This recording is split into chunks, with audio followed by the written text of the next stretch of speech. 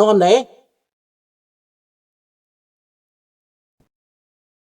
ลาวในกับลาวนอกรวมกันแล้วพี่น้องม่วงผมยุ่กับประเทศแบบนั้นจะไปตั้งประเทศวะมึงมีบนอยู่โลดมึงอยากตั้งเมืองจีนปุ่นมึงมาแต่เมืองจีนปุ่นเห็นบอกต้องหูจักที่มาของตัวเองได้เจ้าบริมาอยู่ในหันได้แต่พี่น้องมองฟังบ่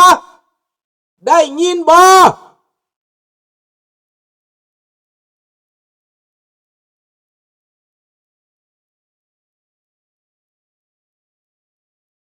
แม่นแล้วมันเอาเบิดทุกอย่างแหละบ่อเฮบ่อเพชรบ่อพลอยมันเอาเบิดขุดเอาเบิดมันใส่คนงู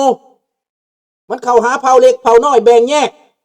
อันนี้เป็นการแบ่งแยกเด้อพี่น้องเด้อจำไว้พี่น้องให้พี่น้องเข้าใจเอาละมื้อนี้ครับพระเจ้าเฮ็ดเวียกมาทั้งคืนแล้วมาข่าวให้พี่น้องฟังว่าคิวบากับอิหร่านนี้หมายก็ว่าเปลี่ยนแปลงบทบาทโลก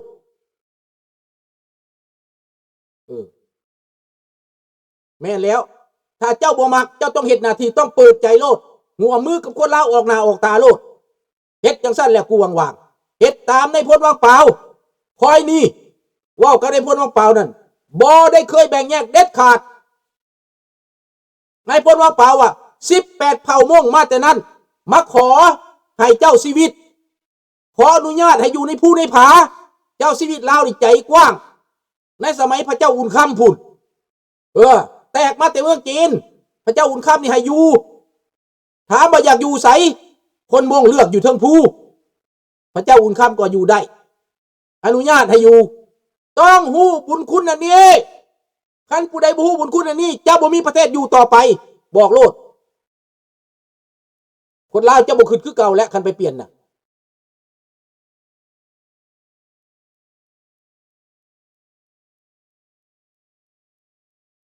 เข้าใจอยู่น้อมจอนคนพวกนั้นน่ะมันตั้งประเทศเฮาไปหลบมั่งโลดเฮาไปมั่งบอกกันสั้นเลยมันจะอาศัยจีนมามั่งประเทศลาวน่ะให้มันเฮ็ดโลดมันขึ้นโลดโมงพวกนั้นน่ะโมงดำเขาห้องโมงดำโมงพวกนั้นน่ะโมงพวกนั้นเป็นโมงมูเซอร์เด้อพี่น้องเด้อโมงดำฮู้จักข้าพเจ้าสิพาไปหลบเองคันมาหลบกับโมงแบบนั้นน่ะบอกเลยเด้อข้าพเจ้าสิบัญชาการหลบโลดแม่นบ่กวงว่างสินบหาดวงวิญญาณในพลว่างเปล่าตับกระแตหูพวกนี้น่ะมันสิหวังแบนประเทศลาววะเอาละพี่น้องมื้อนี้ข้าพเจ้าขอโจ๊ะเท่านี้เพราะว่าเฮ็ดเวียกดึกจนความหุ่งความแจ้งแต่หัวค่ำก็สัก11 โมงกลางคืนตื่นมามื้อเช้า3 โมงตื่นมาเฮ็ดอีกจังแล้วเพราะว่าเลสถ่ายเบิ่งเสียงดีบ่ภาพดีบ่รูปดีบ่แต่ปานนั้นก็ยังบ่ได้เบิดค่อยๆปรับไปเนาะเอาได้ก็ตามเด้อพี่น้องลาวเบิดทั่วโลกพี่น้องอีสานพี่น้องไทยทั่วโลกเด้อทั่วประเทศไทยออกจากหัวใจปากคนลาวนี่ปากคนลาวสองฝากฝั่งอันนี้แหละตัวจริงน่ะจากหัวใจสด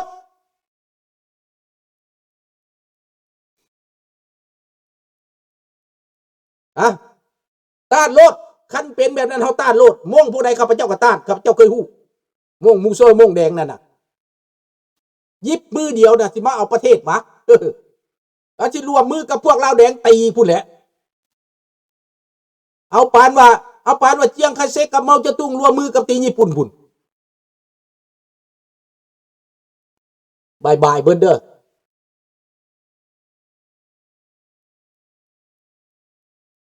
สบายดีตาตาราแม็กซี่โอเรวัว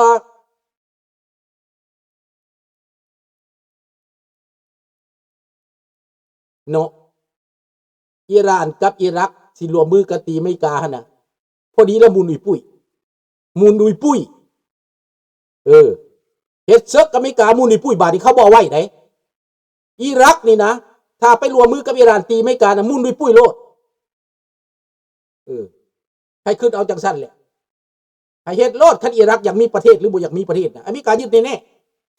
อิสราเอลกับอเมริกายึดแน่ยึดอิรักกันเป็นแบบนั้นน่ะ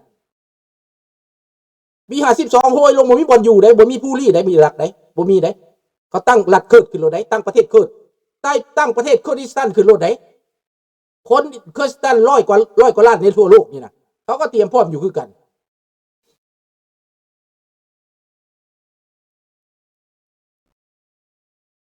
บายเด้อพยายามเต็มที่นั่นแหละเฮ็ดจังไดมันสิออกมาผลดีเป็นหยังจังสื่อสารเป็นภาษาอีสานภาษาไทยเพราะว่าคนไทยคนอีสานฟังได้คันเอาแต่เพลงลาวมันก็เฮ็ดยากอีกAI มันบ่อ่านให้อ่านก็อ่านแบบขาดๆคืนๆเอาอีสานนี่มันอ่านให้สบายมันร้องให้สบายอีกหาแล้วมักตัวนี้แหละพี่น้องเอ้ยเอาตัวนี้แหละเป็นชาตินิยมหลายเอาชาติ2ชาตินี่มิกซ์กันเด้อพี่น้องเด้อบาย